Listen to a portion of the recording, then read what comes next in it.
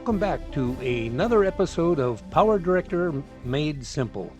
Stick around because in this video, we get to finish up all the details about the advanced editing menu.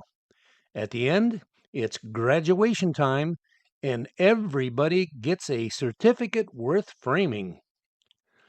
Now for my last set of tricks in this series. This one should really interest and intrigue you. I'll start with a blank timeline, then click and drag the default title down to the timeline. I'll hit F2 to enter the advanced title editor. Next, I'm going to right-click anywhere on the preview window, and you can see that I get a menu choice for either a new title, which is the same function as the icon above in the right corner, a new image, a new particle, or a new background. Now let's try the new image first. PowerDirector opens an Explorer window, which allows me to browse and select whatever image I want. I'll choose my Screenshot 727 and then click on Open. The new image appears in the preview window. Notice the new line down below the timeline. It does not have the letter T on the left side, but rather a small image icon indicating that it is a line for an inserted image. And by default, it came in with a fade in and a fade out pre-applied, which you can see on the left side properties menu. For now, I'm going to uncheck those fades to remove them. Then I'm going to fully enlarge the image until it completely covers up the entire screen. I'll first move it to the upper right corner indicated by the lines that will appear. Then I'm going to click on and drag the sizing gadget in the lower left corner of the image until I reach the lower left corner of the preview image.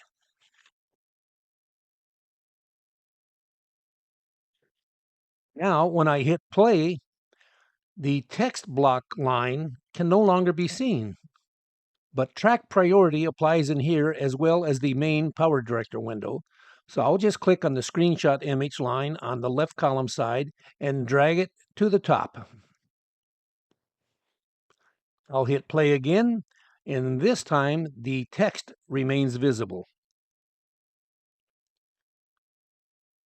Next in my little bag of tricks is to right-click in the preview window and select Insert a New Particle. PowerDirector will eventually display a variety of content that can be used as a particle stream for this title.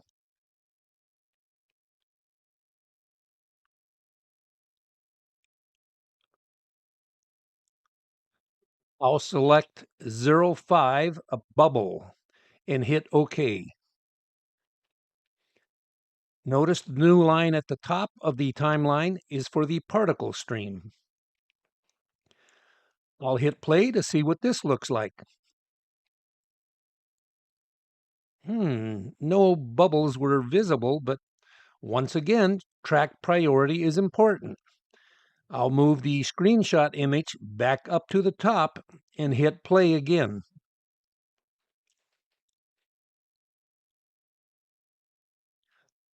If I select the particle line and then click on the Modify Particle Settings over on the left side menu, a new Advanced Particle Editing window opens with quite a few controls that can be adjusted. I'll move the slider bar down so you can see more of all the various controls and settings. Now this turns out to be a set of very complicated controls and can easily be another video all in itself. I'll just cancel out and stay with the default settings. Finally, I'm going to right-click in the preview window once again and select Insert New Background. Once again, an Explorer window opens to allow me to browse and select whatever background image I want. I'll just choose any one of these screenshots, and for this image, such as number 608, and then click on Open. Because a background image might have a different size or aspect ratio, PowerDirector allows me to make some adjustments to make sure that it completely covers the existing background. In this case, I'll select Crop. Now, depending upon the size and aspect ratio of the image that you select, you may need to try all three media adjustments that are presented to get the best fit. Now, at first, we don't see any new background, even if I hit play. It looks the same as before. But remember when I inserted a new image a few minutes ago, I expanded that image to cover the entire screen. Now, I'm going to reduce the size of the image just to see if the background is hiding behind it there. And there it is. The one thing to notice is that a new background does not create a new line on the timeline, but a new image does. The background is considered part of the title, so there are no adjustments or controls associated with it. On the other hand, a new image is actually an overlay on top of the background. I can change its location, size, and when I select the screenshot image line, there are a few other controls that are seen in the left side Properties menu that can also be changed. I'll hit either OK or Cancel and return to the PowerDirector window. Well, guess what, folks? We have now successfully covered all of the title editing windows. Wait a minute. The producers just told me in my earpiece that there is actually one more title editing window left. It is the Motion Graphics title editor. Don't worry, I can cover this one in just a few seconds. Simply stated, there is not much actual editing you can do with a motion graphics title. Within all the categories of titles shown in PowerDirector 365, these specialized motion graphic titles appear in the categories of social media, lower third, motion graphics, call out, speech bubble, time, love, and several other scattered locations.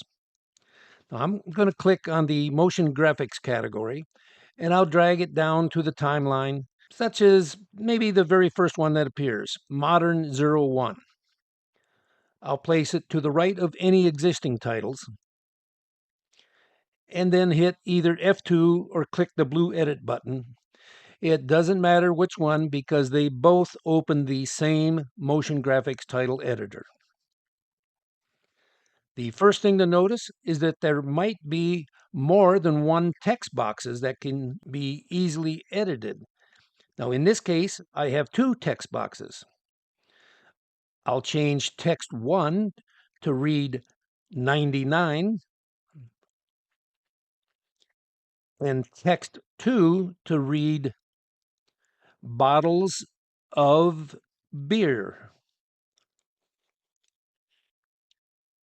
I can change font sizes with some limitations based on the size of the graphic that contains it. I can change font colors and some other attributes, but beyond those simple controls, there is not much else you can do to change it. When I hit play, it's obvious that all of the motion controls are predefined and cannot be changed by the user. I'll hit the X to close the Motion Graphics title editor and return to the main window. Now, we are finally finished with everything you always wanted to know about title editing, but were afraid to ask. Your certificate of completion is in the mail. As you've seen, there are thousands of different things you can do with just a title. You do not have to be satisfied with using just a plain vanilla default title. That one is really just a blank slate waiting for you to create an interesting title that will captivate and interest your viewing audience. There's 99 bottles of beer on the wall, 99 bottles of beer. Take one down and pass it around, 98 bottles of beer on the wall. One of those bottles of beer should fall. 96 bottles of beer on the wall. 96 bottles of beer on the wall. Ba ba boom. Ba da da da da da da da boom.